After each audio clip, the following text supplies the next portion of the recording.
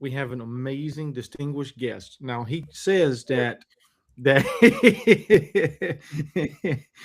putting the bar really high, Kevin. last time I said that, he said that Viktor Frankl will be the distinguished guest.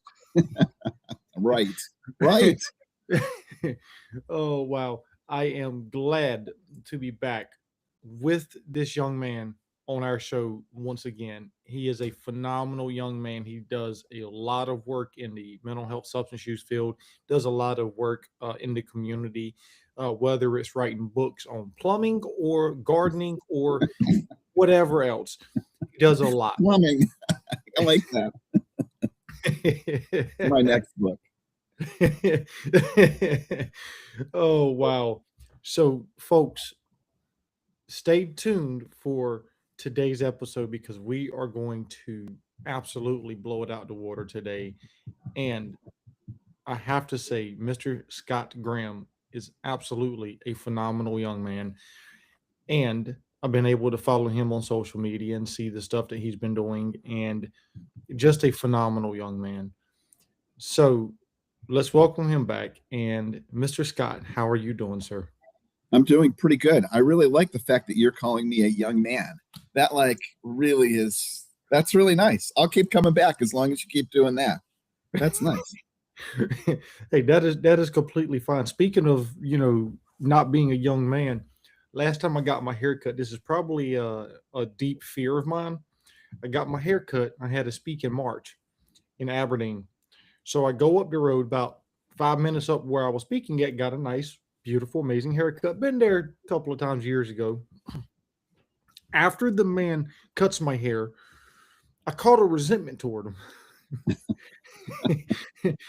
Yeah. He handed me the mirror, was like, "How does this look, Mr. Odom?" And I looked up and I saw nothing but gray hair on top. And I immediately, why the hell didn't you tell me I had all this gray hair? Yeah.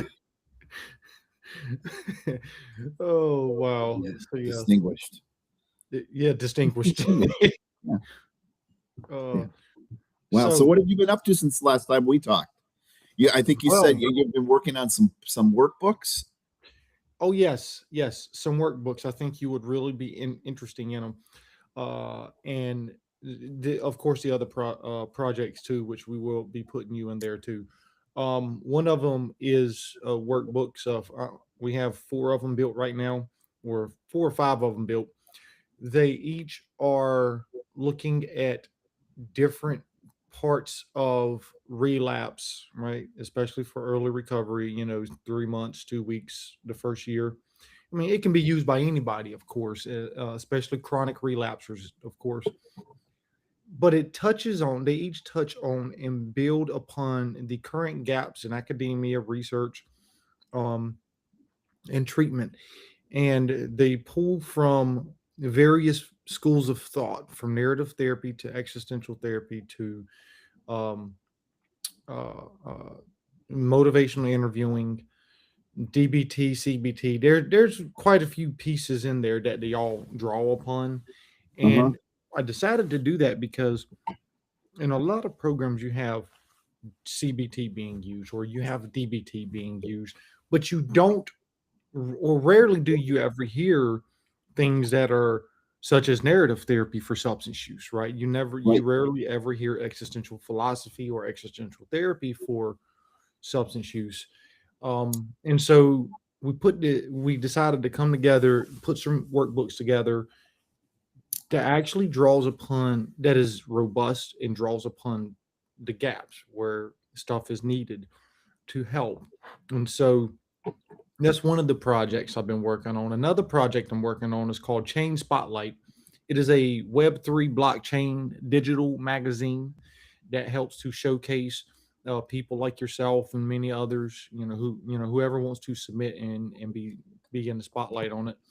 Um, and we did that because if you, I'm sure you've realized this, but people can go to Submit for Time or Forbes or all these other big name Hmm.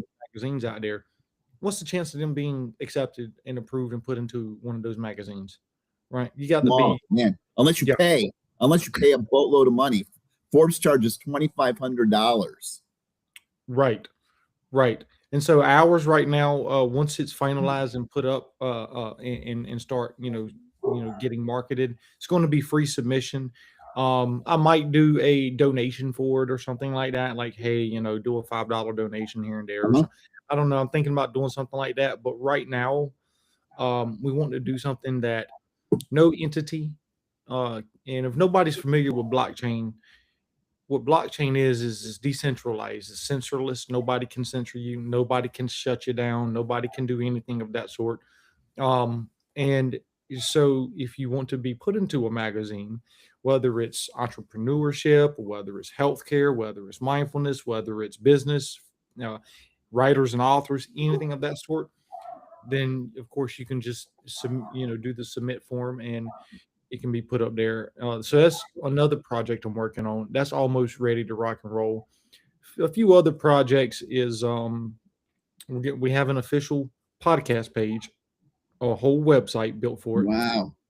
Yep, and we have a meditation room, and so you click on different. It's a digital meditation site, and so you click on each room, and you can play different sounds on it, and you can just sit there and just meditate, and of course that's right now that's also free to the public, and that is actually the peacehaven.eth limo. It's a ENS domain. Wow. So yep, yep. So that's a couple of them that I've been working on. That's um great. I really like this idea of these workbooks for people who are relapsing, because so much of the stuff that is out there literally is, I mean, you might as well call it, oh, you relapsed again, you retard. Let me dumb it down even more and repeat it slower and louder for you because you're too stupid to get it. Right? Like, you don't see that in any other treatment place. Someone's working on your cancer and something's not working. They say, let's try another treatment strategy, not let's amp it up and do it slower or do it more because this isn't working. They look for alternative strategies, and addictions just does not do that. It's like, you didn't get it? Well, let me talk slower. Maybe you'll get it now. Yeah. It's shaming. It's a shame. It's a shaming way to treat people who are um, working to have a life of sobriety. it is right. And there's so many times where the current healthcare system, a lot of people will, get mad at me for saying this, and that's okay. I don't care. I don't care who I piss off nowadays. It is what it is.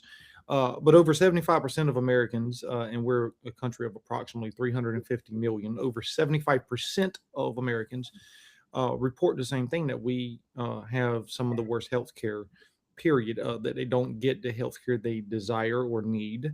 And so it's the same thing over and over again, right? And when I went to Seattle, I don't think you were in Seattle at the NADAC conference. If you were, then I missed you. And this I was was in not. October. NADAC, I was were you? not there. Okay. No. So what one of the things I really love about that, so in Seattle, they really bridged the gap between Western medicine and Eastern medicine with the tribal communities. And so they were pushing to integrate for the first time ever, Uh-huh. right? And one of the things that I really appreciate what they did, or at least what was said, I asked one of the doctors there, I'm like, he practices in Canada and the US. And I said, well, listen, I can do all this training that y'all are pushing at NADAC this year. I can go back to my respective community and try to implement it. Let me ask you this. The first thing that the field is going to say is best practice, best practice, best practice. How the hell do I get over that? And he looked at me, he said, Kev, is only best practice because it's been practiced for so long in the Western civilization. He said, but for us in our respective tribal communities. It's been practiced for thousands of years. He said it's best practice. And so I took that and ran with it. And now, ever since October, I've been doing traditional storytelling on our unit, and I've been able to see. I don't know the data, I can't give you data, but I have been able to witness firsthand, not just through the storytelling, but an integration of everything Uh-huh. that we do, a decrease in recidivism rates. Oh, wow. Nice. Yeah. Nice. And it goes Yeah. back to what you said. It's not doing the same thing over and over. Let me dumb it down. Right. And so often, Kevin, best practice is what we're used to practicing. Right? That's really what the code name is, what we're used to doing, what we're this is the way it is. Right? For ages. That's the way it's been. Best practice means this is what everybody else does, but might not fit for you. Yeah, so glad you're doing it. You know, it's hard enough when people talk about, this issue of relapse, because it just focuses on one thing, right? Whether or not so alcohol, let's just say I'm an alcoholic, right? And I've gone to rehab, and that's what I'm there with. And so all it focuses on whether I'm drinking alcohol or not. I could be not drinking alcohol, and I could be the most miserable shit on the entire planet. I could be more depressed and anxious and resentful and mean and nasty and have the worst life ever. But they're like, oh, you're not drinking alcohol, so that means that you're great. Somebody else is practicing compassion, practicing equanimity, has a life of balance. They're helping folks. They're not carrying resentments. They're full of love. They're happy. They drink. Oh, you relapsed. Go back to ground zero. Start all over again because you're not getting it. Like, how crazy is that? No, it's crazy. It's crazy because I think there's a stigma that, in the relapse field where it's like, soon as you relapse, oh my God, you weren't doing anything right. Oh my God, you're just useless for recovery, or you're useless. You're a useless face for the program. You're not going to get it right. Let's go back to the basics. And it's like, really, well, have you ever tried to get the individual to re-narrate the situation, to Right. understand the situation, to reflect on what was going on instead of taking them back to the basics? People know how to get and stay sober, right? That is where I think a big lens is missing in the substance use field. It's recognizing that the people didn't forget. Right. Yeah. So give you a scenario. I'm just give an obvious scenario. So someone says, well, of course, right? Of course. So someone's sober. This could easily happen in this world in the United States today. Someone is sober for 20 years. And when they got sober, in their first, 5 years, they had a child. And she's 15 now, as they're approaching their 20th anniversary, going to get their 20-year chip there and celebrate with folks. And she went to school, and she was murdered by a shooter, and she's dead now. And her father went out, didn't just have one drink, was drunk for like a couple of weeks. Does he need to start over? Is his 20 years worthless? Does he need to go back to the basics? That's just stupidity, right? That's just stupidity. That we see these things in this kind of lockstep way. And interestingly enough, that you brought that up earlier, going back to the basics for that person who's child of 15 was murdered in school and then he went on a 2-week bender. Going back to the basics is best practices. Right. Right. Right. Right. Not once did you ever, not once did anybody ever dig into what that relapse meant for him. Right. And I don't mean, okay, let's start at the basics. No, we're talking about doing some existential and narrative therapy here, right? Or therapeutic approaches here, because you're digging into what it actually means to help prevent ongoing use and continued use of that, right? Now, we could say, oh, yeah, well, you can go start back. You need to admit the fact that you are an alcoholic and you got the problem and just that and the third, blah, blah, blah. You need to do another detox program. I'm not saying medical interventions is not necessary here. I would never say that. If medical intervention is necessary, absolutely, 100%, I support that.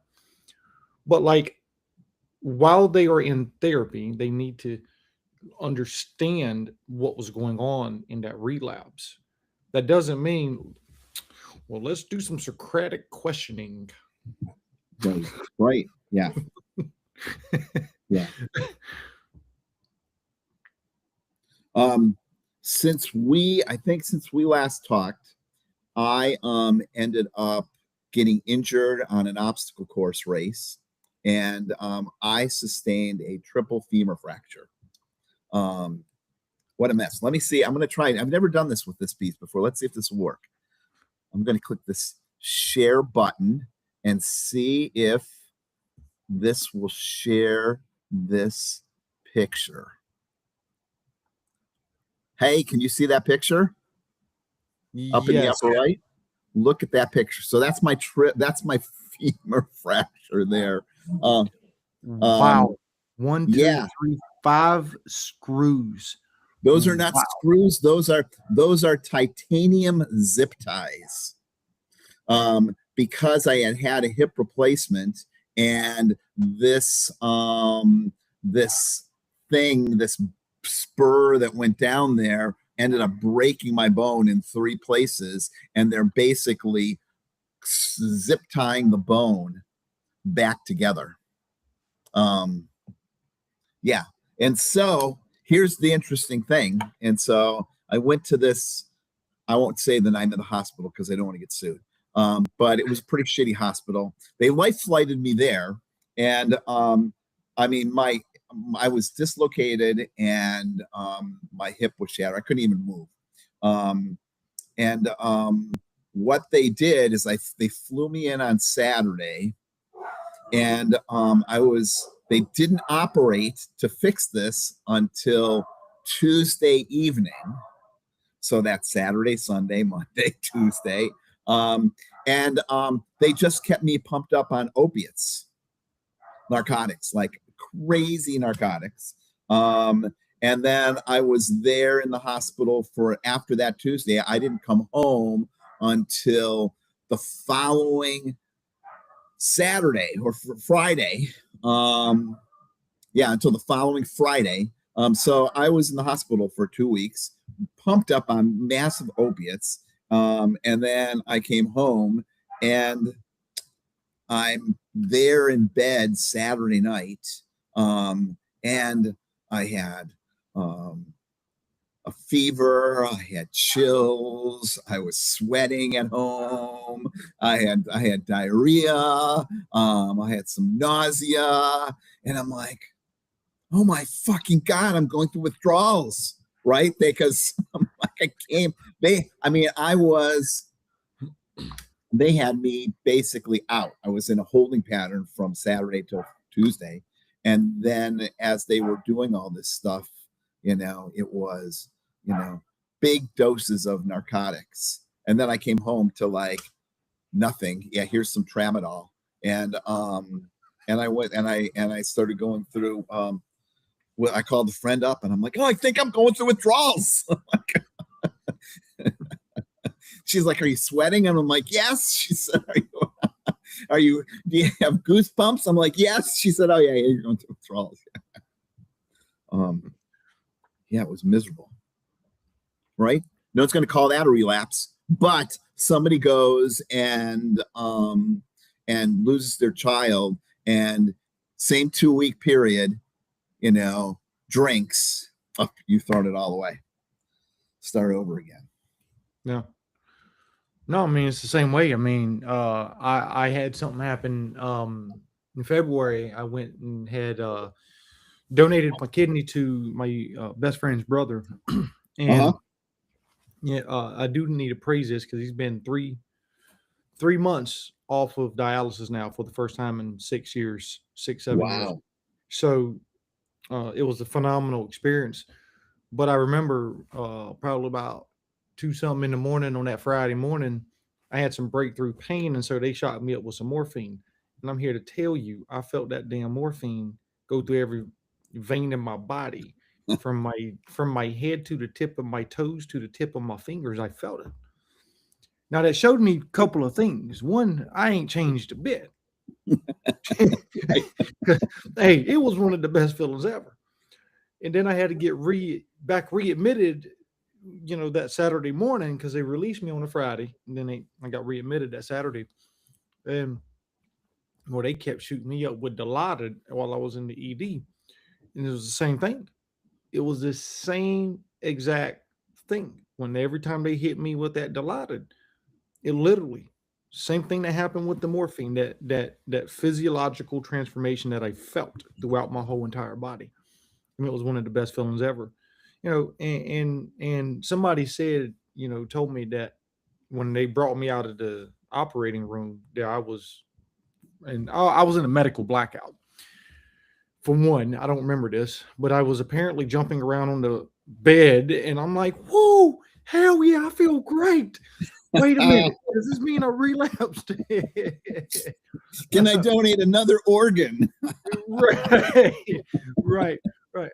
And and a lot of people in the recovery community will always say, "Oh, well, you don't need opiate medication. You don't need this. You don't need that. You don't need blah blah blah, so on and so forth." And I disagree. I used to be one of those early on, and today is completely different. When you need medication, you need medication, right? Right. When things Right. happen, things happen, and we can't ever control fully our reactions to certain situations. And so let's look at relapse. Does that mean I relapsed too? Right? Does it mean that this individual relapsed because that was his way of medicating and coping with that situation that occurred? The goal is to, hopefully stop or reduce the use, prevent further harm to himself and others or herself and others, right? And so you start working on that. You don't have to go back to the basics because the individual knows what's going on. They just need to understand what allowed for the relapse to happen. Right. Exactly. Yeah. Yeah. We need less rigid thinking and more compassion. 100%. 100%. And it's interesting, right, that we're talking about this because ever since you were on the show the last time, every time I, in my mentoring and supervision with people, I when we get onto regulations and compliance and all the other bullshit, my response typically goes to the extreme, and I say to the extreme is not to the extreme actually, but it's reality. At least the fucking chart won't relapse. Remember that? Yeah.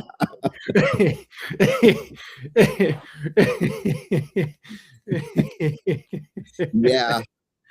Yeah. Right. So true. Yeah. You have all these organizations are saying you can only use best practice. Well, when is the last time you worked with these people? When is the last time that accrediting agency actually read research? When is the last time that they, you know, went and practiced or even experienced, other cultures to see what actually works? Right. Yeah. We're locked in. There is such a political driver to what we do in psychology and addictions and how we treat people.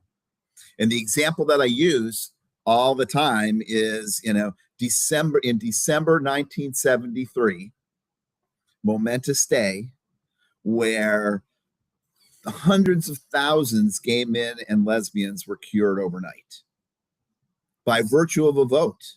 One vote. They had one vote in December 1973, and homosexuality, or whatever it was called, was taken off of the DSM, the Bible of diagnosis, as a mental disorder. And it wasn't a mental disorder the next day. It was gone, zero, gone.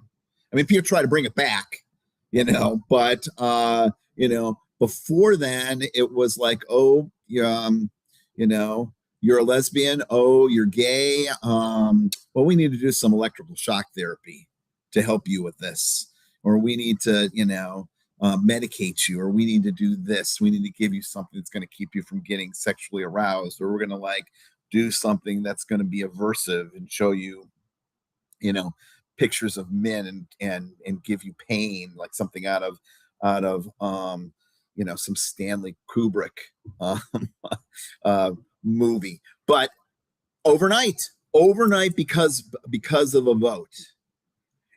And I highlight that because that's not about, I mean, it is about the gay and lesbian issue, but at its core, what it's really about is the power of a vote of a bunch of people who happen to be in power at the time and their viewpoints. Lobbyists, right, work to get a passage done. And that's I mean, for years, you saw Mothers Against Drunk Driving and alcohol recovery organizations working for that to become a diagnosis and a treatment model, because that meant that then if it was a diagnosis, you can get money for it, meaning you could do that, away you go. Yeah. What it reminds me too. I was around in the 80s at the height of that, when people were, getting, $800 a day to go to a 28-day rehab, right? Or a 21-day rehab. That was those, who chose that number, right? Somebody chose 28, 20, 21. Wow. Well, no, and that just reminds me of what happened just recently. I think it was in Colorado or Arizona, somewhere out Midwest. The Supreme Court in the state did overthrew or turned down conversion therapy, where they're allowing conversion therapy in the state. And I'm like, research does not support that. Like, nothing supports exactly what we're talking about: mutilation of people, right? Mutilation of LGBTQ folks. And it's like, you're trying to do shock therapy with these people to shock them straight or shock them right. Like, what is, like, really, like, who would think this? Like, who would even support this? Right. It's a group of people that are vocal, that are working to, pass a law, make a thing to change. And it's not just on, like we've talked about in the past, it's not just with this, LGBTQ stuff, right? You see the same thing that's now happening. And this is with psychedelics. Trump just signed some psychedelic piece at the White House to speed up, the approval of psychedelic drugs as medicine, right? Because that's the push. That's the thing. There's hoping for a vote that it will go from, it's no longer illegal, now it's medicine. I'm not saying whether or not this stuff's right or wrong. The important thing is the vote, that you're like, wait a minute, we're really talking about what a small group of people have gotten together and influenced and lobbied and sent somebody on a cruise and given them a donation to their campaign. And now they're like, yes, psychedelics are medicine. Right? It's an oversimplification, but it's true. Right. And what concerns me about that is similar to what we did with the COVID vaccine and to other things, even with the what happened with the syphilis study, the Tuskegee syphilis study, Oh, is we push all this stuff through without adequate research. And I say adequate meaning qualitative research. And yet, at the same time, it takes approximately 17 years for something to be considered best practice, right? And practiced by a majority of the field, whether it's healthcare or behavioral health. And in fact, behavioral health is more on the average of 20 to 25 years before it's practiced over time. And so we're pushing all of this stuff through. Yet, what is the potential damage for it? You see what I'm saying? uh-huh. Like I get that, and even we spoke about it last time that you were on, where psychedelic therapy is a beneficial therapy. My concern is it's the narrative of, like we have right now, this epidemic crisis in the US. You can go buy magic mushrooms over the counter, and it's my fear is there's going to be a continued narrative, at least now anyways, on a much larger scale, that psychedelics are amazing, that psychedelics are good, psychedelics are healthy. And people like you and I are, when we do in our clinical practice, we talk about not just the benefits and try to do appropriate ethical and legal referrals, but we also talk about the negatives and what's happening with the over the counter stuff. What's happening with the youth and the younger populations because of this huge narrative that's being pushed in the field. And I say in the field, including everybody, without appropriate training, without appropriate knowledge, without appropriate, information. Yeah, yeah. You bring a really good up, if really good point up. If you're listening to this and you have never heard about the Tusk, I cannot pronounce it, Tuskegee syphilis study. I guarantee if you put in, toodly woodly syphilis study, you're gonna find this piece.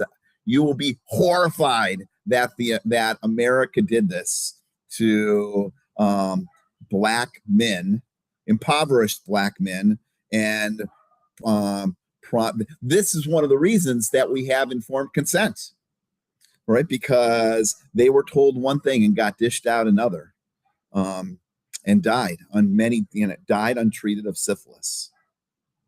Yeah, by the government and a major university. It wasn't like they were at Scott's clinic in Boston. Right? It's not what it was. It was a big deal that seemed to carry all this weight. But no, check that out. Rewind, listen to that, look it up. You'll be horrified that this happened, and it just was. And it went until the 1970s. Yeah. The study. Yeah. It was supposed to end, I think, the late 60s, right? Yeah. It ended the late 60s, but then it got a whistleblower or something like that. And don't quote me on how it, the exact info, on how it got blew up in the news media, but it was found out in the early to mid 70s that it was actually still going on. Yeah. And yeah, and so now, like, my tax dollars, I support this, go to for reparations, right? You still have people and families that are continuing to be impacted as a result of that, right? And so, yeah, I support absolutely 100% my tax dollars supporting them, because our government screwed up. And This was like yesterday. The 1970s wasn't like 100 years ago in the Middle Ages when people were like, fighting castles on horses with lances. This was like yesterday. right, right. So, and no, and it's sad, and so that's my fear of pushing these psychedelics, right? Like, we can push psychedelic therapy, but what about the recovery piece? What if people get addicted to it, right? And my issue, and this is, I'm a huge advocate, one of the loudest advocates that I know of, that is against the brain disease of addiction, right? And I'm not saying addiction is not a brain disease. Well, actually, I am. I am saying it because we've been pushing this thing for the last 15 years. And so my question, even to even my colleagues, is this: have we made addiction better or have we made it worse?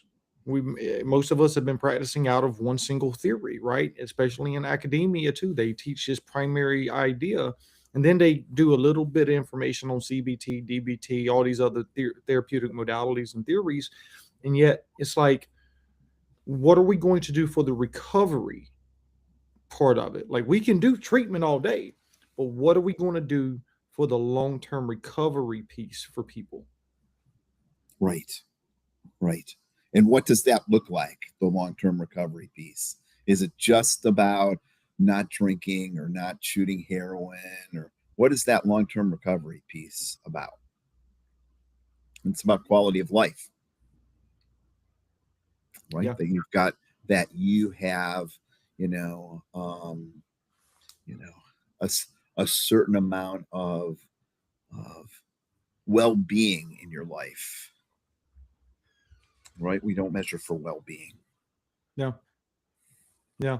No, absolutely. And that's, we can do harm reduction with alcohol use, THC, we can do psychedelic therapy. We can do detox evaluations at every hospital, every behavioral health crisis center. We can do all of that stuff. We can do DBT. We can do all of this stuff, right? Regardless of whatever therapeutic modality you use, brain disease, existential philosophy, whatever, doesn't matter. What is the long-term recovery piece? What is the quality of life for people? And I think that's where I think that's where a lot of the focus is missed at, a big piece of it. Not just chronic relapsing, right? Because chronic relapsing, oh my God, you're never going to get sober. Oh my God, again, this dude again, or man, this freaking woman ain't never gonna get it. She's back every single week. This person's here. And I think we need to focus on both of those aspects, because a detox eval might not be effective. It might be psychedelic therapy that's effective, right?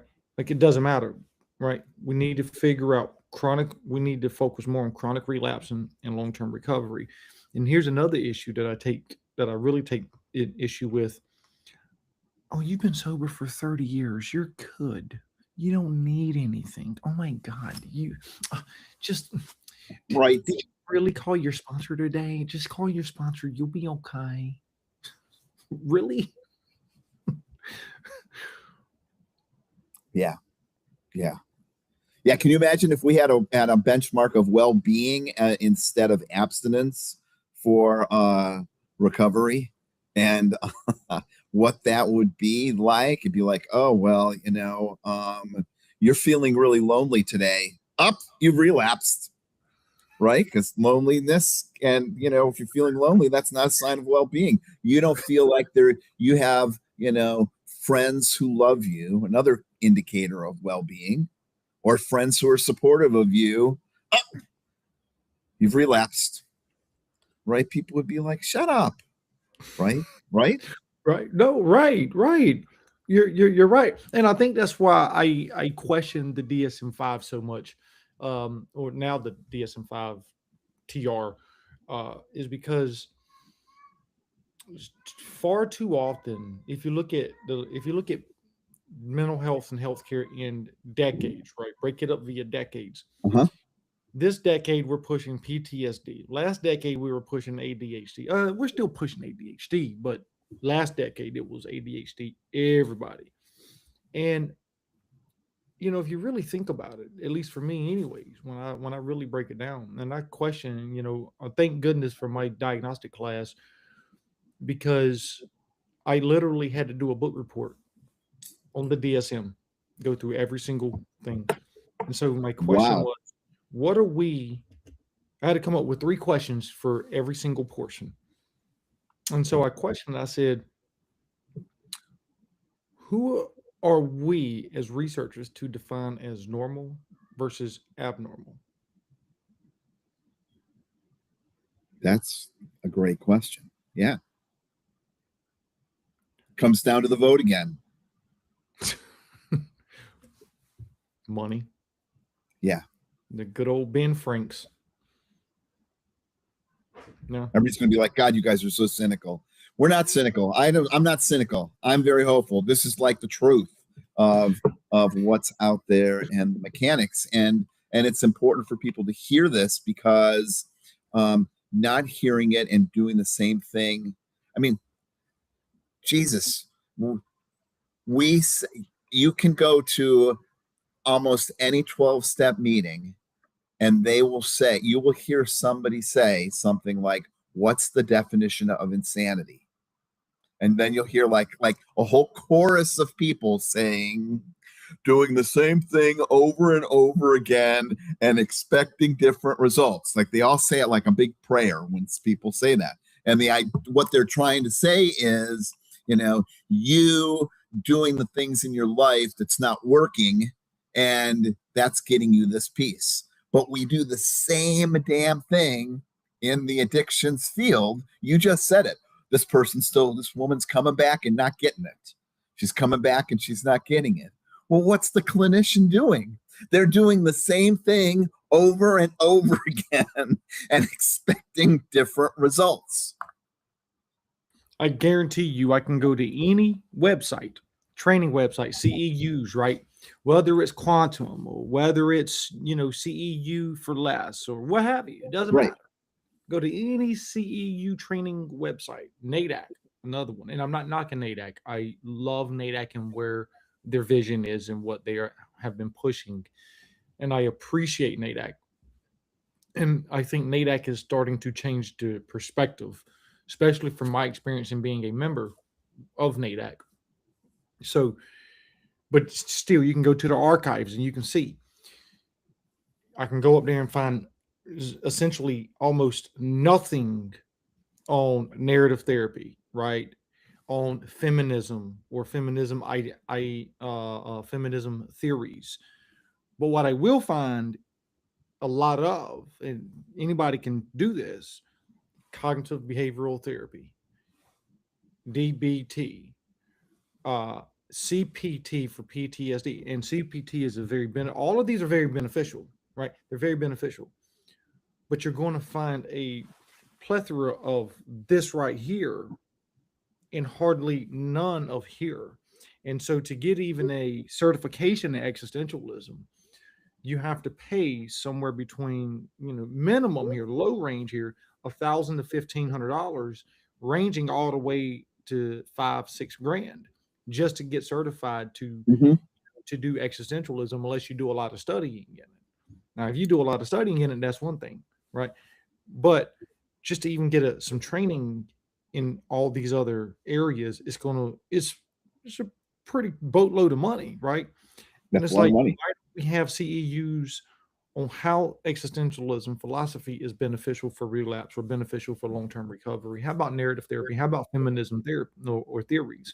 You have a lot of feminism theories that I studied when I was in grad school. Man, I was surprised as a male who studied all these other stuff. When I got into feminism theories and looking at who said this and who did this, and I was shocked and surprised at, and honestly, let me be honest here. I read this in a textbook, which is I'm grateful for. But if I'm honest with everybody, including myself, I haven't seen anything else on them since being in the field. Yeah. No, you're right.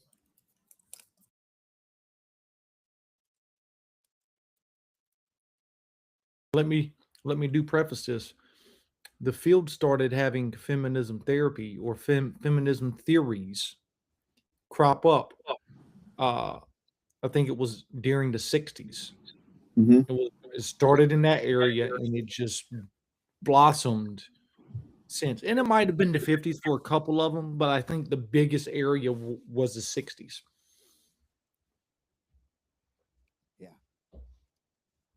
Yeah, you're right. You're in North Carolina, right? Or are you in South Carolina? North Carolina. What's going on with marijuana legalization in North Carolina these days? Everything, up here in Vermont, where it's the land. I have to tell you, I went to the, this is Vermont, right? This is Vermont. And I just went I had this person came over, I gathered all this metal and I took it to the dump. It filled the back of my pickup truck. And I went to the dump and I don't know, I've got long hair, right? So I didn't have my hair in the back. It was like down like this, right? So the guy sees me, just, I'm wearing the same clothes I'm wearing now. He goes, "Oh man, look what I got." And he pulls out this little baby Ziploc with this like clump of marijuana leaf in it, like really compressed. When he opened it up, like he was like 2 feet away, like it just filled the entire car. He's like, "Yeah, somebody just came by this morning and said, you got to try this." Gave it to me. He's like, "I'm going to try it this weekend." I said, "Well, be careful because I don't know what it is." And he said, "Yeah," he said, "I have to be very careful with it." Right. This is Vermont. This happens in Vermont. And I was thinking about this when that happened, about getting together with you, because there's been so much in the news about North Carolina marijuana laws. It almost sounds like it's like the wild, wild west there, especially with hemp, THC derived hemp being available and non-regulated in gas stations and other places. What's happening down in your neck of the woods, Kevin?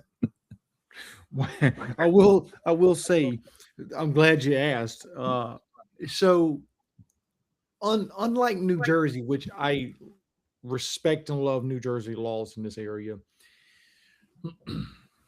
and I will say I am a member of an organization that I'm not going to name here out of respect to them, because I don't want to bring bad breath to them. And I say that because this is a very hot topic. I don't think it would bring bad breath to them, because we do a lot, right? Like we do a lot in the field in North Carolina for the addiction community.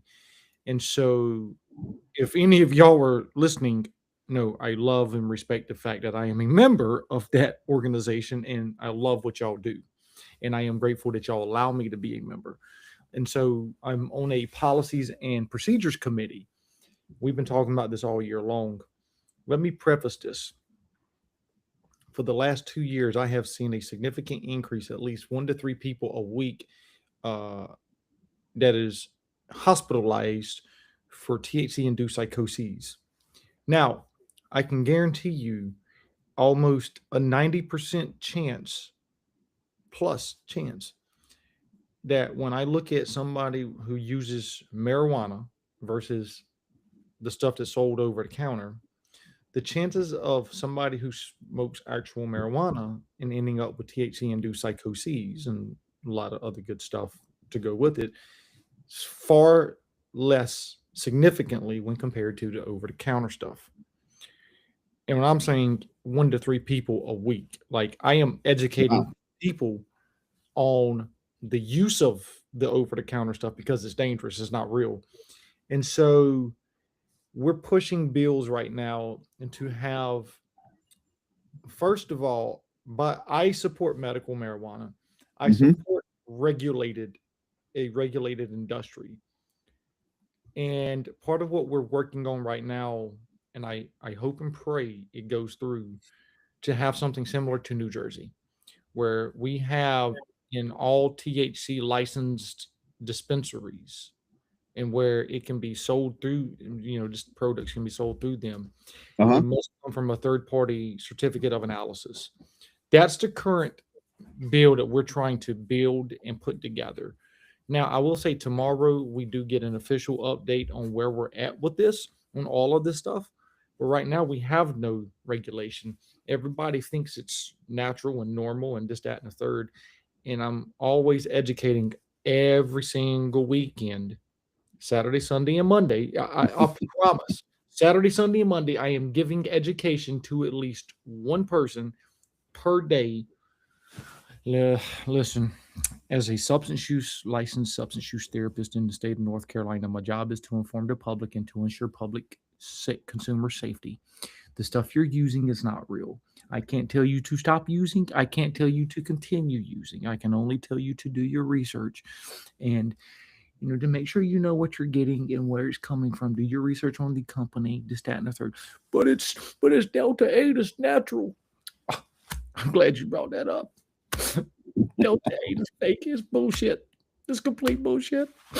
I'm telling you, I hate to break your heart. Delta 8 is bullshit. Right. You're right. Because it grows. This is literally this much in the whole cannabis plant. You can't even extract it. So people change the molecules, make it Delta 8, and then poof, we have Delta 8 sold in stores. Delta 8 vape pens. People think it's all, I mean, no, like the even THCA vape pens. The argument with me when I start talking about it, but THCA is natural. I agree, THCA is natural. You can change it and make it natural, or make it, we can make it too. But for the most part, it's natural. The issue is when you put the flame to it, is it decarbs, right? That's a short form of it. It decarbs into actual THC. The higher the concentration in THCA, the higher that THC content is. Our bodies aren't built to do, over 10% THC content for all of these products. You know that. This isn't our granddaddy's weed. This isn't our great granddaddy's marijuana where it's 1 to 8% THC.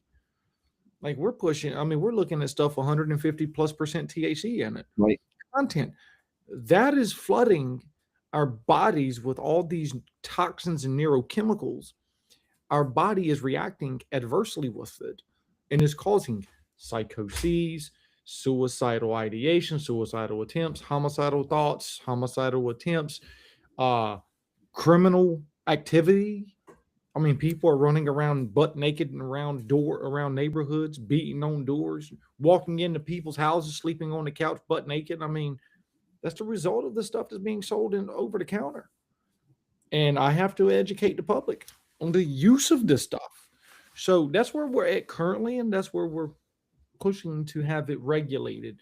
The goal, I think, with the regulation is to, and I'm gonna use a phrase here. I think our goal is to remain at the table with all of these marijuana folks and these THC folks who either want to push and don't want to push. So our goal is to remain there and have a clinical and medical opinions or thought processes where we push a bill through that doesn't uh not regulate but brings what's the word I want to look for, that brings appropriate or adequate or consumer safety regulation, because we need it. We need it. And it's sad to see what's happening in North Carolina. Like we need regulation of it. We need, marijuana should be we should also It'd have be fun. It should be fun to do, safe to use, clear, easy, right? You should know what you're getting. It shouldn't be a crapshoot. Right. It should not be a crapshoot. Yeah, and if you go buy something from a store, whether it's a THC store, I mean, whether it's a gas station, a dispensary, whatever, you shouldn't have to worry about getting hospitalized because you try to kill yourself, because you're seeing things, you're hearing things, you're in a state of psychosis. Right. You shouldn't have to be hospitalized because you went and bought something because you thought it was legit or real or good, and it wasn't. Right. Right. And a slogan is not the solution. Go slow and stay low, or go low and stay slow, or whatever it is. It's something. It's slow and low, or something like that. Yeah. Start low and go slow. Yeah. Is a slogan is not the solution. It's not a solution for anything, right? Can you imagine if that was like a regulation for automobile manufacturing? Oh yeah, our automobiles are regulated by slogans. Yeah. I could see how Elon Musk and all these other big name organizations, if Right. Tim, I think his name is Tim, who's over Apple. Oh, we're just going to create an Apple iPhone 18, and we're going to do 5 per year. And then we're going to do that 5 per year for the next 30 years, and then we'll come up with the iPhone 19. I don't think Apple would be in business. Yeah. I Yeah. don't think Elon Musk, well, we're going to do 2 Model Ys, 2 Model Ts, 2 Model S's per year. Technology is growing at rapid rates. They would Yeah. never ever be able to survive off of that. Yeah. Yeah. Yeah. We wouldn't see that with any other field. Right. Right. Right. Do I think our drug laws are stuck into 60s and 50s and 70s? Absolutely. Absolutely. Kratom is another big thing. Completely. I mean, it's literally killing people every single day. And I don't think having drug laws of the 70s and 60s is the right answer, because that disproportionately affects minorities, right? Because Right. why is cocaine legal? I mean, why is cocaine illegal? Excuse me, it's not legal. Why is cocaine illegal? Research even supports this. If you go back in history, because the black man got to using cocaine, and the white people wanted to punish the black people, so they made it illegal, right? It was the vote that pushed it to become illegal. And now that's why all of those drug laws and all of the laws on the books, a good portion of them, especially the drug laws, if you look at all drug related offenses for incarceration records, over 70% of those are minority people. Like, Right. like drug laws, we need drug laws, but we don't need them to be of the 70s. Right. Yeah. And disproportionately applied. Right. Right. Do I agree that we should have something with like substance use, regardless of race or ethnicity or whatever? The first 3-time offenses for drug laws, we should do some type of mandatory required treatment. Absolutely. I mean, I believe in things like that. You know what I mean? Like, Mhm. because you're getting them into treatment, you're doing preventative measures there. But it shouldn't be incarceration just because it shouldn't be automatic 100% straight incarceration just because it's a drug offense. Or Yeah. non-violent drug offense. Let me get a little bit more specific there. Right. And that comes back to politics again, and who's influencing it, and who's voting on it, and how they're influenced. Right. There was a Right. time when you got it. If you were driving, there was a time where DWIs didn't exist. If you were driving drunk, the police got you home. That was the way it was done. Right. Or you had to be really, drunk. But Mothers Against Drunk Drivers, lobbying state by state, lobbying at the Capitol, they changed that.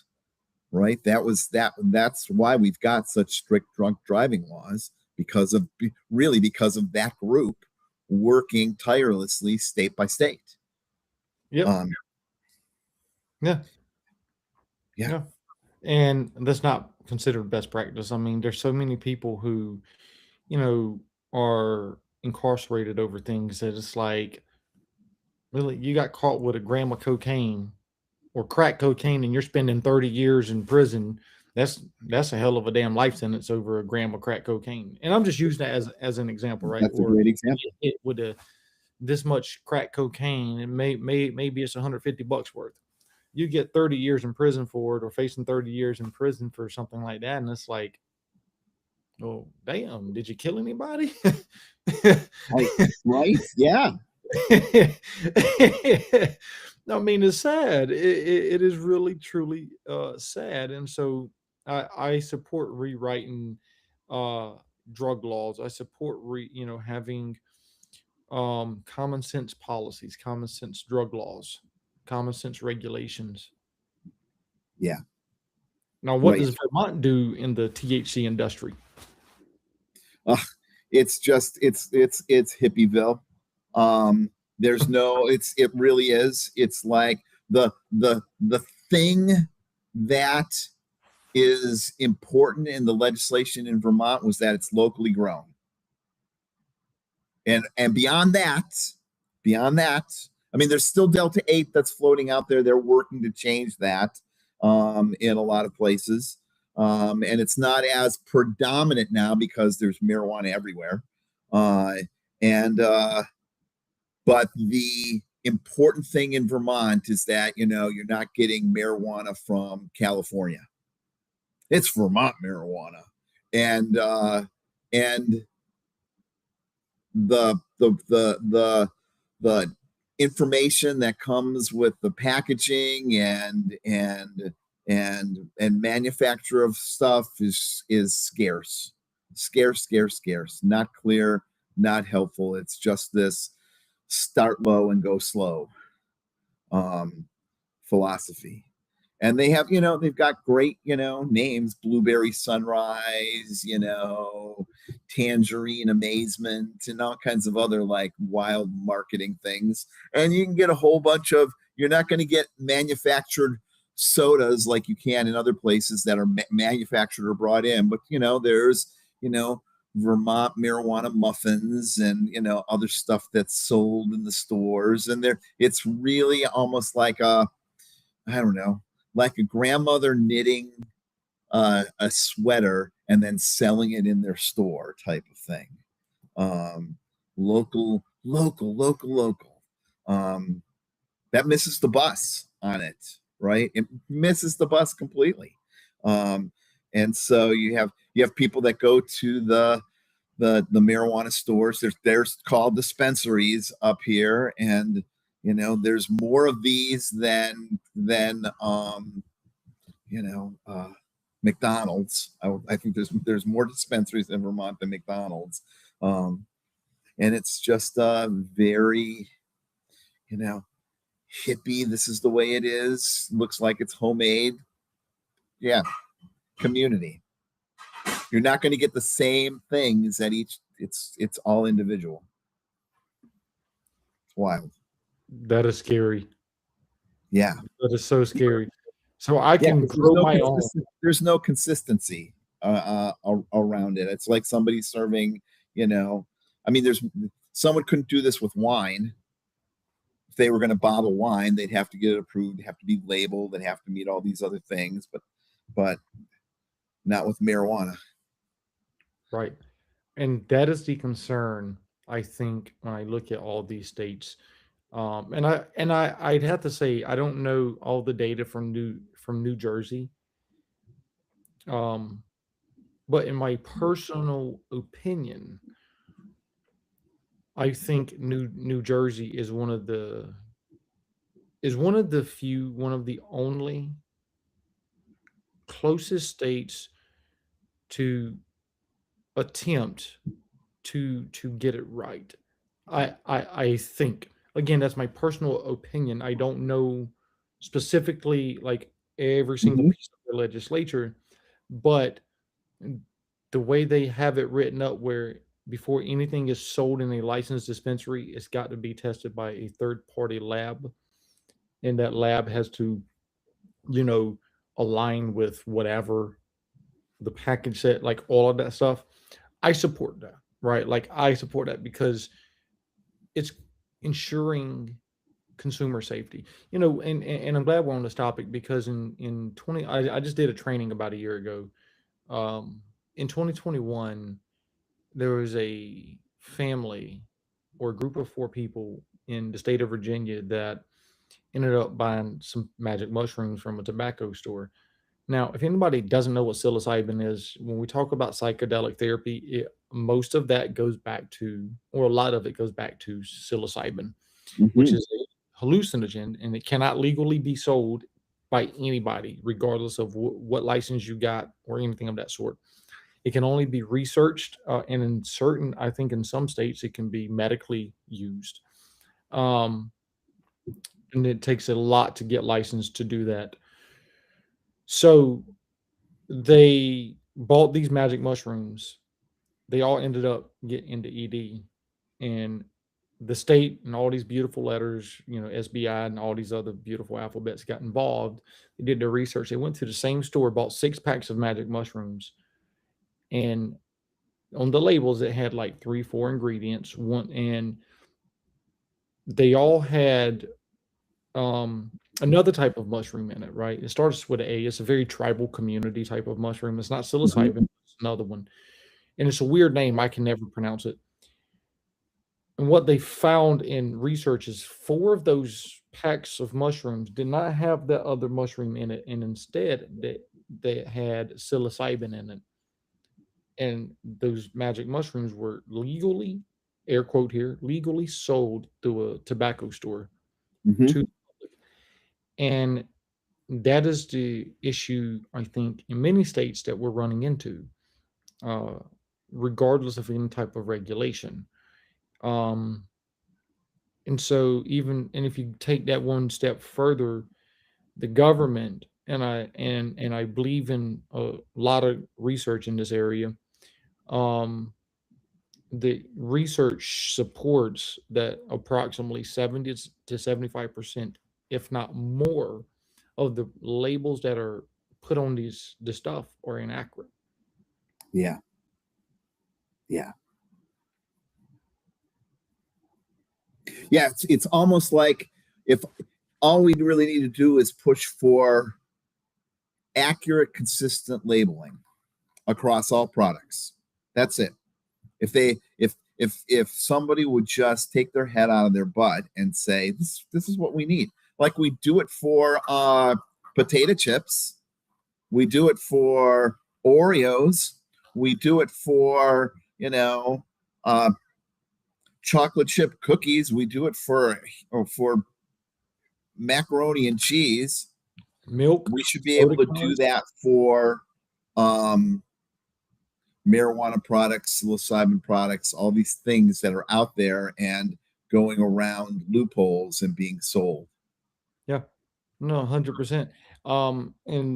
And it shouldn't be marketed as natural. It shouldn't be marketed as, and I'm not saying it's not natural. None of it's not natural. I'm sure there's some that is, there are some that are legitimate and natural. Uh, there's some, I mean, there's one of them that I actually support. It's CB something. It's CB. It's I forget, but it's a huge one. Um, that is in the industry, and they actually have medical doctors, they have researchers, they have scientists that actually work in their organization that helps put this stuff together, right? And so they are legitimate, and there are many organizations that are very similar. um, and so they have their own internal labs. They still do third party labs. Like they have all these big name researchers, scientists, chemists, like all Uh-huh. of these people that work in their organization that helps to put and make sure that their stuff is as natural can be, right? And they market it as, natural, and you can see the certificate of analyses, you can see all of the labels and all of Uh-huh. that. You can see the batch numbers, like you can see all of those things. And so there are many products out there, or many organizations that are legitimate and decent, but there's hundreds and thousands of more than those organizations that are illegitimate, that are not appropriate, that are not marketing appropriately. Right. Right. Yeah. We see this stuff already in. I mean, it's this type of accurate labeling is a problem. Now, I know this, from my days as a personal trainer. People buy something because it's low fat, but it's really high in sugar, right? There's a big kick on that stuff, or they buy something that it says immune boosting, but it's not necessarily true. Right there is not a regulatory definition for food as to what is natural or all natural. Um, right? Multigrain's another one that floats out there that people think about all the time. It suggests health benefits, but it often means that it can still be refined grains rather than whole grains, right? It is There's a lot of marketing gimmicks that are out there. the thing difference is that if you eat, a low fat yogurt, or a multi-grain sandwich, or a something else that's put out there, you're not, gluten free. I'm eating a gluten free, I don't know, candy. You're not going to have a psychosis and go to the hospital. That's the but you eat something. I mean, people think about this all the time. I mean, people are thinking more and more about sugars and syrups and stuff that's in there in the food that they're eating. We need to bring that same mentality to these things that people are buying at the gas stations. Yeah. I mean, no, And the marijuana industry themselves. We need to bring that same mentality to the stuff that are sold in these marijuana stores, these dispensaries. right. No, you're absolutely right. And even a step further than that too, we have things that are called legal benzodiazepines, legal oxycodones, legal opiates, legal cocaine, legal meth, like all of these things that are sold over the counters. And it's like, when are our politicians going to, you know, I guess, become more strict on the products that are sold to consumers every day?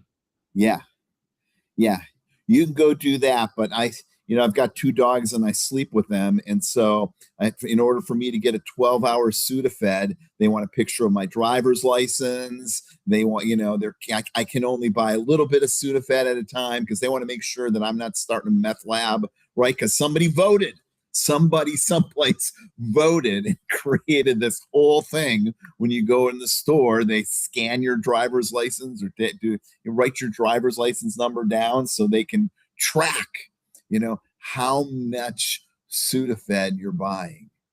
Right. And No, absolutely. yeah, but let's go Absolutely. get this stuff in the gas stations. Right, right. And the same thing with alcohol. I have to show you a physical ID if I look under the age. I think certain states will say if I look under the age of 50 or 60 or whatever. I don't even know. I know every state's different, and and this is again just an example. I have to show you a physical ID if I go buy alcohol. Now I don't buy alcohol. Period. Like I rarely ever buy it for anybody. Period.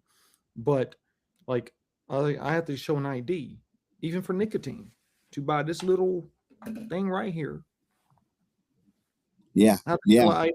To even buy nicotine tabs, which is nicotine therapy, I have to show ID and be 21 years of age or older to buy. But yet I can go to any gas station right now and buy, or tobacco store, buy some magic mushrooms, buy these legal benzos, legal this, that, and the third. Don't need ID. yeah, And I yeah. think that's where the disconnect Wild is. West. Yeah. Right. The wild, wild west. And it is sad. It is disheartening to see. Yeah, yeah. So I'd encourage you. Here's the goals. We want clear, easy to read, consistent labeling. Do whatever you want, just so we've got clear and consistent across all products, so we can tell one from another. Just like Absolutely. we can tell how much alcohol and what the ingredients are in a beer compared to a wine, compared to a bottle of vodka. Mm-hmm. Right? Someone gets a DWI, and we're able to say, uh, a glass of beer or bottle of beer equals a glass of wine equals a shot of vodka, right? Or a shot of hard liquor, Yep. right?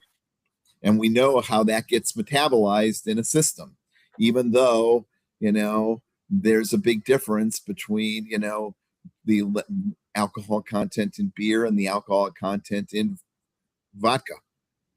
Yeah. Um, No, right, right. And I think one of the things that is going to help with this, at least I hope it helps with this anyways. the Trump admin just did something, or maybe they're working on doing it. They're reclassifying marijuana from a class 1 or schedule 1 to, I think, schedule 3, which then opens up that door for research purposes and all that. So I know a lot of people are up in arms about that. I am half with it. And the half of me that supports that is because now we can get more accurate research. We can get more legitimate research on how it's metabolized in the body, things like that, right? We can get more medical understanding, clinical understanding. We can do all of those things. And I don't mean like all the negative stuff, right? Like we Mhm. not the negative stuff, but we get to look at more on both sides, the positive and the negative. And we have, because that door will be open for, I think before that is done, or before that was done, we only had one maybe 2 or 3 institutions in the US that actually was able to do marijuana research. And trying to get licensed to do research in that is almost difficult Really? because it's a Schedule 1 drug. You see what Right. I'm saying?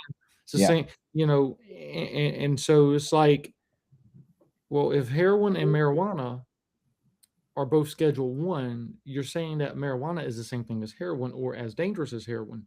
And so that's why I agree with the reclassification of it, because it opens up the doorway for many, many areas in the medical and scientific field. Yeah. Yeah. And these pieces, these little executive order things are baby steps, because there's a bigger the mechanism that needs to happen with the legislature to have those things really happen. And so there's only so far these things can go. Mhm. And sometimes, you just have to like read between the lines as to, okay, what's it being pushed at and what is it really? Right? It's like there was a big thing in April of this year about psychedelics and this executive order, and Morgan Luttrell, who's been a big push of MDMA for PTSD, was there, and there was and RFK was there, who's also a big proponent of this, and this piece was signed in April. And nobody, it was like, oh, look at what we're doing, right? Look at what we're doing. But nobody reported that in February, 2 months before, a similar bill, a similar initiative was being pushed through the FDA to release, to almost achieve the same thing, but it was more specific to psilocybin. This was including psilocybin that they signed in April, but the administration completely squashed it. And so it's like the equivalent of, a mayor of a town, not funding a bridge in June and then turning around in August and signing a proclamation that, hey, we're going to build a new bridge. Well, that's exactly that. You don't trust me, look it up. Look at the February piece and you will see this piece that came up, and that the administration squashed it and said don't do that, and then in April flip-flopped on it. Yep. So we got to think about things like people voting around this. It makes doing treatment and figuring out what to do with public policy that much more challenging, because you got people voting on things, right, that then makes a diagnosis official or not official. And then we have political theater going on so that someone can then get votes to get reelected or get more popular, right? We have to There's a lot to sort through around this stuff that then comes down to the day-to-day, this is what you need to do to build a sober life. Yep. Right. And I hope this is part of my message of what I hope is taken away from all of this. I hope we don't lose focus in the goal of healthcare. you know, because for so long, like we were saying earlier, if you break healthcare down into decades, periods of decades, every decade is a focus of something, right? It's this huge push in this, huge push in this, huge push in this, huge push in this. And I think we get lost with other areas.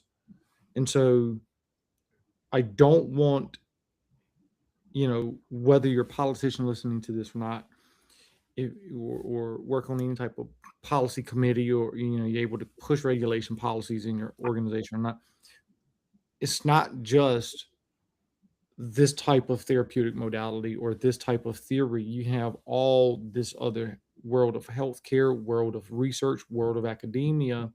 You have various cultures. You have other countries that do their own research. Like, research isn't just, if it's done in the US, we can only practice it.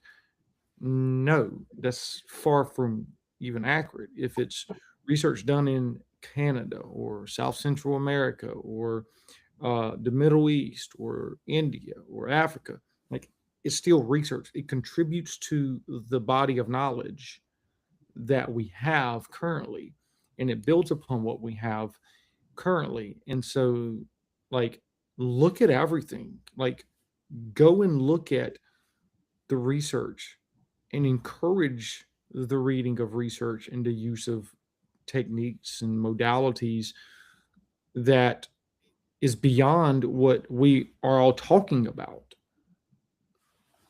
Yeah. Yeah. There's not just one way, right? We get just locked into this is the solution. If it's A, then it's B. And that's not we don't do that for many other things. We certainly don't do that for weight loss, although everybody's treating Ozempic like it's the magic pill or magic shot, right? That's the piece that people think that's going to do it, right? So my fear is that psychedelics and marijuana are going to be the magic shot, and that people are going to make many missteps around public health policies, and that we're not going to see those things for 5 years down the road when people are, I don't know, driving buses stoned because they have to take their medical microdose of mushrooms. And that's not going to be, I don't want to be on that bus. I do not want to be on that bus with the person who has, like, you're squashing my rights because I need to do my medical microdose of mushrooms every day before I drive the bus. Yeah, and we have to be careful. Right. No, I mean, we don't do it for alcohol. I mean, are we pushing ever so faster to that area? I can see in many ways, yeah. Where, oh my God, I got to microdose alcohol. I mean, like, let me show up to my job drunk as hell one day, see what they say. Right. I'm end up with a damn board investigation. Like, Mr. Odom, you were practicing under the influence of alcohol. Who said you could drink it? It is my right to microdose. It helps my mental health. Like, really? Right. Yeah, we don't microdose alcohol, but there's a whole push to microdose. And I'm not saying that this is not legitimate, that some people might need to do that. But we need to think about the broader public health consequences before we make these sweeping, uneducated laws that then open things up. Right? It's the same things that have opened up. The reason that you can get this Delta 8 stuff, it's derived from hemp, and it made it through, I think, in 2018 in some farm bill. Right? It was like hemp and hemp derivatives. Like, people weren't thinking. They were not thinking, and not thinking about the future and the public health consequences. And that opened the window for this, because it's not marijuana, it's derived from hemp.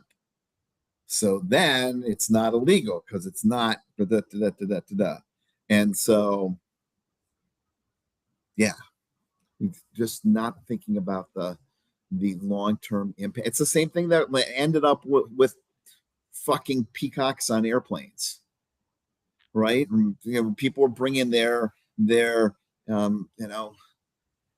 emotional support peacocks, emotional support snakes, emotional support ducks on airplanes, and they were shitting all over the place, sliming all over the place, right? And they got that because they passed a rule about accessibility in American Disabilities Act and failed to make clear the definition of what an emotional support animal was.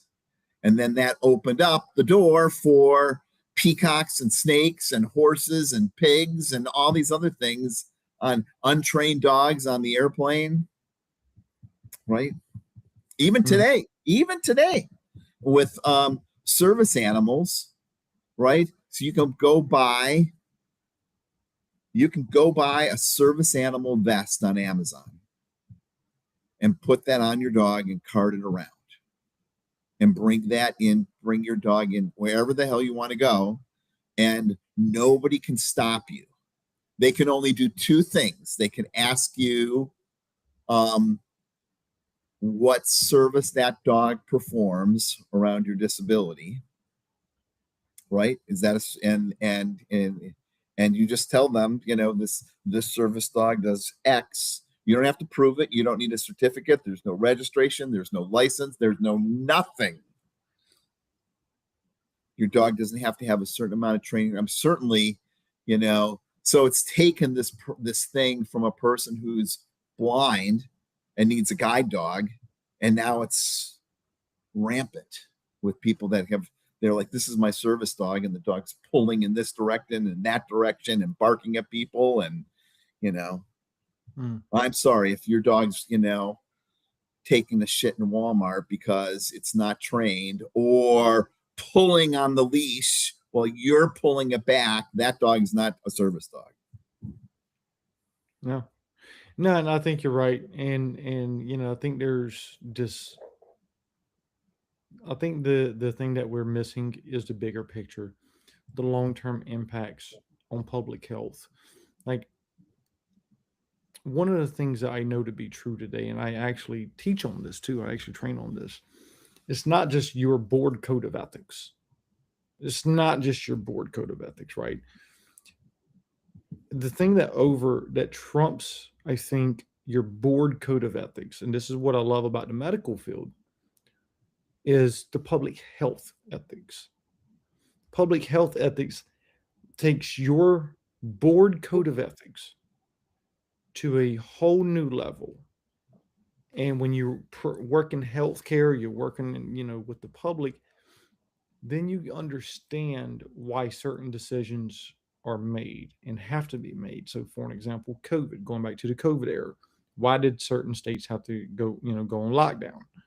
Well, it's because some people were going off of, were making decisions that were based in public health ethics, right?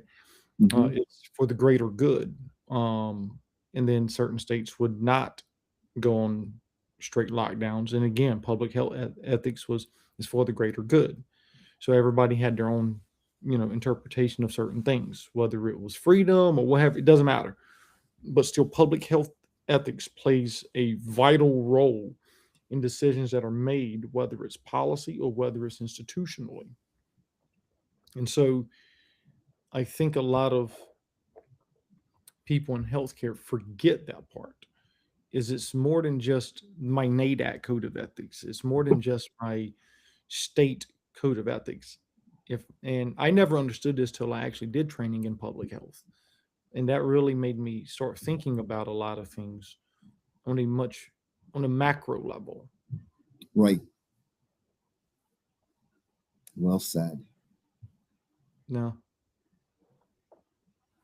So I would love to keep you for another 2 hours up here, and let's keep being cynical, right, toward the current state of affairs. Yes. But I can't keep you for another hour and a half, 2 hours. Where can people find you at if they want to bring you on, call you up, get you to supervise them, mentor them, anything of that sort? All you have to do is Google my name right here, G. Scott Graham, easy peasy. You will see my books. You will see stuff that I'm writing. You'll see this podcast will show up as a piece. That's all you need to do. I'm pretty findable. I'm amazingly findable on that piece. Pages and pages and pages and pages, including my phone number and email. So I don't even have to give it out here. You can go through that. And I'm even making a point of now making sure that some of the books that I'm writing are going to be digitally archived. So they'll be able to be found forever with a digital, what's it called? Digital object identifier. I've done 2 books. I've got like 4 or 5 more that I want to make sure have done that so they will withstand the test of time. So I'll be easy to find me. Just Google that right there. Yeah. I love it. I love it. All right. So if people want to buy your books, where can They they are find you? everywhere. You can go to G. Scott Graham. Actually, you just Google my name and type books, and there will be a whole long list of books that show up. It's like crazy. I was talking to somebody like Google has found me because I've done so many podcasts. I've written so many things. I've been on so many books. You can even go on. I swear to God, try this when you get off the phone. Do who are Scott Graham? Don't put the G. Just put who are Scott Graham's dogs, and you will get the name of my dogs and what they somehow Google thinks I had a dog named Daisy. I never had a dog named Daisy. Somebody pointed out, I'm like, I Googled, do you have a dog named Daisy? I'm like, no, but it pulls up Rocket and Groot and talks about them and talks about paddleboarding and goes on and on and on and on. I'm like, oh my God, it's crazy. Google even knows my birth date. It will, when you type my name, it will say how old I am, where I was born, which is creepy. Creepy. Oh yeah, it's creepy. It is. It is. All right. Yeah. And what is one thing you hope listeners or people who are watching will take away from this? Think for yourself. Don't do something because I've told you to do this or you've heard it from me. Don't do it because you've heard it from Kevin. Don't do it because you heard it in an AA meeting and some sponsor told you. Don't. Think for yourself and be informed, because the worst thing we can do as individuals and a public is to say, this is what we were told, and so this is what it is. And I'm not talking about like flat earth stuff. Like I'm not talking about that kind of stuff. I'm just talking about, the general things that we're proposed and we think this is the way to act and this is what to do. Think for yourself. Yeah. I love it. I love it. Well, folks, you heard the trash talking again on the One Moment Great. Podcast. Thanks for having me. Absolutely. Hey, listen, I appreciate you coming in, and man, I'm looking forward to the next time you're on. And yeah, if this was live on Facebook, make sure that you take because Facebook now has this policy that Facebook Live stuff gets cut out after, I don't know, X number of days. So take the whole MP4 and upload it to your profile, even if it's like 2 hours long, and it will stay there forever. But the live stuff gets cut on Facebook now. Yeah, I noticed that, and it's permanent on YouTube. So any live stuff we do, Yes. it stays on YouTube, and I still do eventually edit it and put a thumbnail up there. But I don't do the live. I do Riverside and I upload and everything else. The live is I keep all the live stuff on YouTube. That's I don't nice. touch it. I keep it on X. I keep it on LinkedIn. I don't take anything off of any live. I don't take it off of any site. And Nice. right now, I also want to do where I can take our official podcast website. I want to be able to figure out how to do a live there. So anytime you go to our page, Oh, You will nice. actually That's see nice. the very last one where it's automatically updated. Anytime we do a live, it automatically updates on there. That's I want to do brilliant. that. Yeah. Nice. Yeah, great. I Hey, don't know how thanks to for do it. having me. Oh yeah, no, listen, I appreciate you being on here. And folks, if you are listening or watching, I want to reiterate something.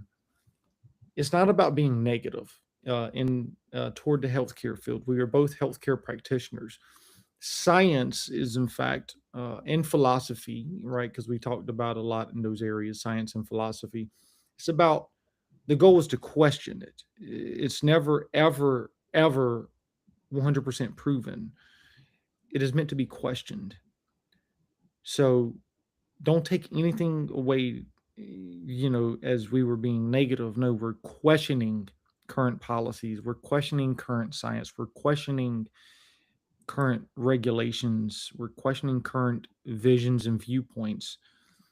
And we're challenging the status quo and hopefully breaking stigmas. That's You're the thinking for yourself. That's what we're doing. right, We're doing. right. So, with that being said, folks, follow us on social media. Follow us on Facebook, Instagram, X, TikTok, LinkedIn, YouTube, Apple, Spotify, and of course, follow G. Scott Graham on social media too. That being said, I'm going to end the live.